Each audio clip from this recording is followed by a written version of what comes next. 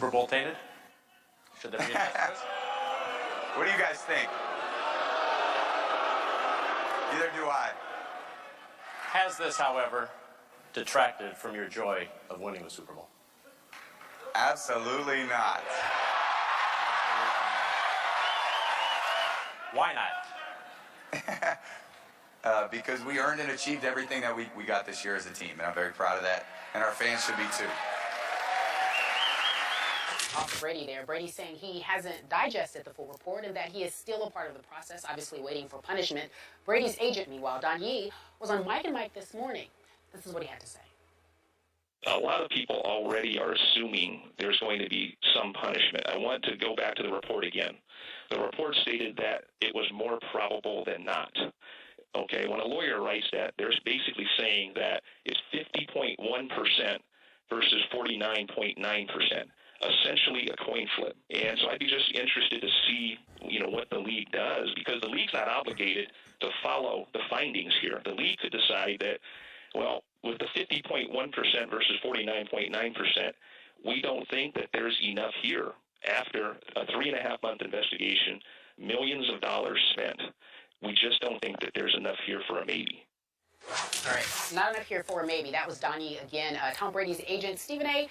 Tom Brady's still waiting for what the league has to administer in terms of punishment, but that was his first response or non-response. Did he make it better or worse? I think he made it worse, me personally. And Skip Bayless, look, man, we're on First Take. We debate about a multitude of issues, but I pride myself on being a human being that doesn't wish ill will upon anybody.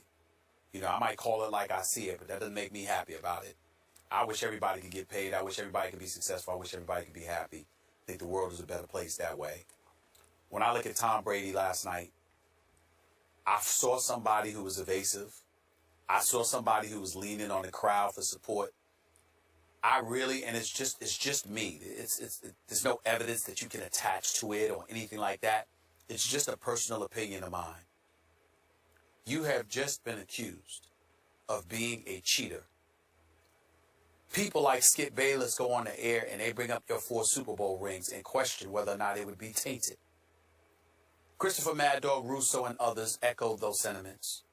Nationwide, there's a conversation as to just how legitimate you are.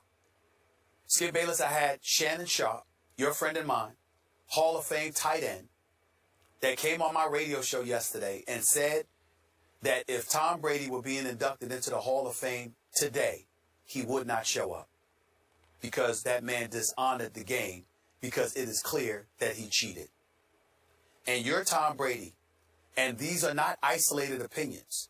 There's a growing level of momentum that is swelling before our very eyes. Your character as a man, as a professional, is integrity, so much so that your own father comes out and emphatically and vehemently comes to your support. And Tom Brady's smiling like ain't nothing going on. And on top of it all, he sits there and says, I haven't had time to digest it. It's only been 30 hours. I don't need 30 minutes to respond to somebody that says I cheated if I know I did it. I mean, it's preposterous. Now, I understand that I'm not him and he's not me. And if I'm Tom Brady, I wouldn't want to be me. I'd want to be him. I wouldn't want to be anybody. I'd want to be him because he is living a pretty damn good life. And I get that. But you know something? In the end, when all is said and done, we all know, Skip, what you have most is your name. What you have most is who you are and what you stand for.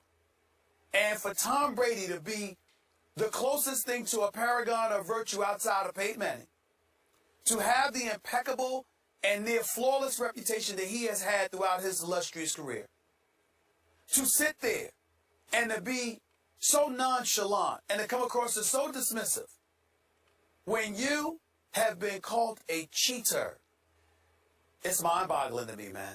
It really, really is. And I mean, I expected him to come out last night, serious face the whole bit. The crowd, yeah, you smile at them, acknowledge them, appreciate their support. But you sit down with Jim Gray, this ain't a game. Somebody accused me of cheating. That's a damn lie. I saw none of that. I was very disappointed, man. I just looked at him and I said, where there's smoke, there's fire. I don't know if I believe anything about him right now, other than he can throw the football.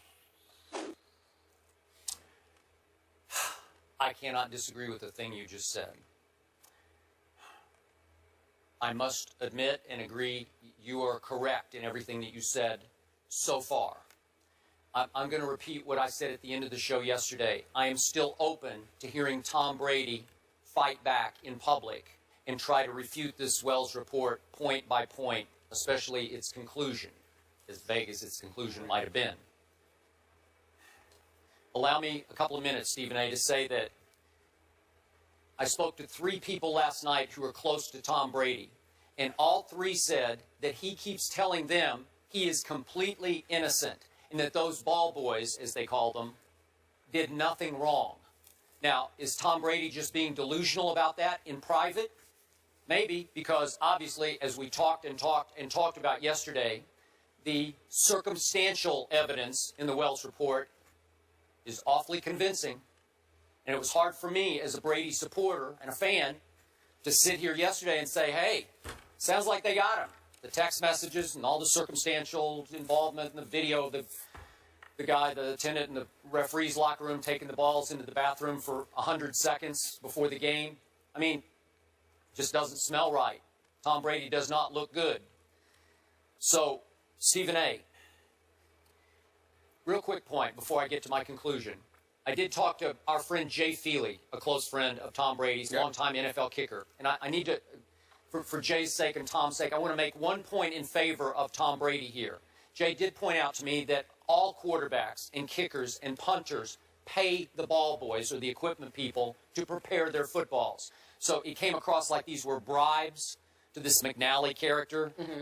And Jay said, no, we pay them extra to do this. It's like it's the form of tips, not bribe. You tip them because they don't make much money anyway, and they're doing you a personal service to prepare the ball exactly the way you want it prepared. And then they take it to the referees before the game, and Jay said, yeah, we get mad at them when the referee rejects the balls that they prepared, and they bring it back and say, they're saying it's this or that. The kicker balls are different, obviously, than the quarterback balls.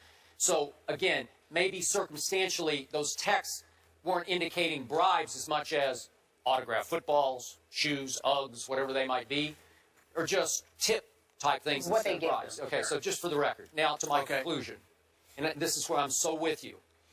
You know how I often talk on the show about the split personality that is Tom Brady? I've never seen anything like it before. There's the off-the-field Brady that is mealy-mouthed, golly gee, aw shucks, we'll see. And then there's Psycho Tom on the football field, who plays on the edge and sometimes completely over the edge. I don't even know who the guy is. He loses it on the field. He becomes this over-emotional, trash-talking battler who's going to run clear to the end zone to bang helmets with Gronk after a touchdown pass. He's going to point fingers at DBs that talk trash at him or about him after he shows them up on the football field. You know this guy. He just I've never seen a star quarterback act that over-emotionally on the football field. I need to see him now in public. I need to see that guy. I wanted to see him last night. I'm with you, Stephen A. I kind of hoped we'd see a little Psycho Tom last night, that he would turn to Jim Gray, who, by the way, asked him a lot of good, tough questions. He tried. He really did. He tried. I mean, I was surprised in that setting and forum. And he didn't care, but Tom wasn't giving him anything. And Tom respects Jim enough, obviously, that he kept answering until they finally just ran out of questions, yeah, right? I don't know where else Jim could have gone. But my point is, I wanted Tom to do what you said. Finally, turn off the audience for a second, all of his sycophantic, fans, and just talk to Jim Gray and mostly to us and say, well, whatever. If you're completely innocent, Tom Brady, we need to hear it. Now, I realize your legal team is preparing your battle. But if you can shoot holes in this Wells report, if you can refute the conclusion, we need to hear it, Tom. We need to hear it in short order. And we need to hear it from Psycho Tom. If you've got the ammo, if you've got the goods on this, if you've got the details to refute point by point this Wells report and show us that you were being set up here, it was a sting operation, that it's Framegate, as your father said. Show us. You can't tell your friends anymore. You got to tell us because your reputation, it's not teetering. It already crashed to me. It's already tainted unless he could undo it with one big press conference, completely the opposite of the one we had the week before the Super Bowl that was just pathetic. You don't want him guarded. You want him to speak, maybe. Skip, I got news for you. I don't think it would require all of that. Like, I don't need every tedious minutia of what Tom Brady did in order to prove his innocence. But what I would say to you is, you brought up Jay Feely. Let me tell you why, as much, and I like Jay Feely, and I respect him, and I appreciate the fact that he's incredibly honest about what his relationship with Tom Brady is. Because, listen, all of this stuff where people can't have friends and you don't have loved ones and you're always, definitively objective, that's a bunch of nonsense. We all cultivate personal relationships in our lives. And Jay Feely has one with Tom Brady. So we understand that. That doesn't summarily dismiss his opinion. He's just letting you know to be on guard because he's going to find things favorably for Tom Brady. But here's where I jump off the boat with Jay Feely. Skip, you know Jay Feely much, much better than I do. We think this guy's going to run for office and win one day. Hell, I might vote for him. But I got news for you, Skip Bayless. Could you imagine if somebody had accused Jay Feely of this? What he would have said? I agree. How he would have acted? I agree. He wouldn't be anything like Tom Brady. You're exactly right. He wouldn't be anything. Oh. There is no way that Jay Feely would go for it. Nope. And that's what we're talking about Totally here. agree. I'm not requiring, first of all, I'm in no position to require anything, neither are you. But we're not requiring Tom Brady to come out, I don't believe, at least I'm not, and every tedious detail from point A to point Z, tell us everything that happened. I'm simply saying, yo, they're calling you a cheater. Yep. They're saying you cheated to win championships. And that's all you got? I know. You in front of a live audience and you being evasive and just dismissive and laughing. I mean, Jay Feely would never do that.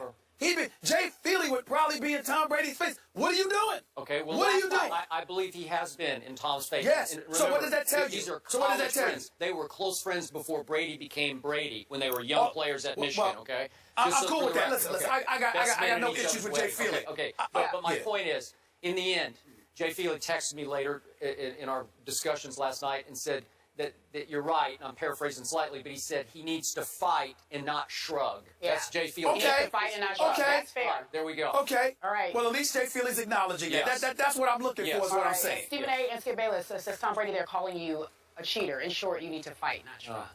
Let's leave it there. We just don't think that there's enough here for a maybe. All right. Not enough here for a maybe. That was Donnie again. Tom Brady's agent, Stephen A. Tom Brady's still waiting for what the league has to administer in terms of punishment, but that was his first response or non-response. Did he make it better or worse? I think he made it worse, me personally. And Skip Bayless, look, man, we're on First Take. We debate about a multitude of issues, but I pride myself. Super Bowl tainted? Should there be a What do you guys think? Neither do I. Has this, however, detracted from your joy of winning the Super Bowl? Absolutely not. Why not? Because we earned and achieved everything that we got this year as a team, and I'm very proud of that, and our fans should be too. Off Brady there. Brady's saying he hasn't digested the full report and that he is still a part of the process, obviously waiting for punishment. Brady's agent, meanwhile, Don Yee, was on Mike and Mike this morning. This is what he had to say. A lot of people already are assuming there's going to be some punishment. I want to go back to the report again. The report stated that it was more probable than not. Okay, when a lawyer writes that, they're basically saying that it's 50.1% versus 49.9%. Essentially a coin flip. And so I'd be just interested to see, what the league does, because the league's not obligated to follow the findings here. The league could decide that, well, with the 50.1% versus 49.9%, we don't think that there's enough here. After a 3.5-month investigation, millions of dollars spent. On being a human being that doesn't wish ill will upon anybody. I might call it like I see it, but that doesn't make me happy about it. I wish everybody could get paid. I wish everybody could be successful. I wish everybody could be happy. I think the world is a better place that way. When I look at Tom Brady last night, I saw somebody who was evasive. I saw somebody who was leaning on the crowd for support. I really, and it's just me. There's no evidence that you can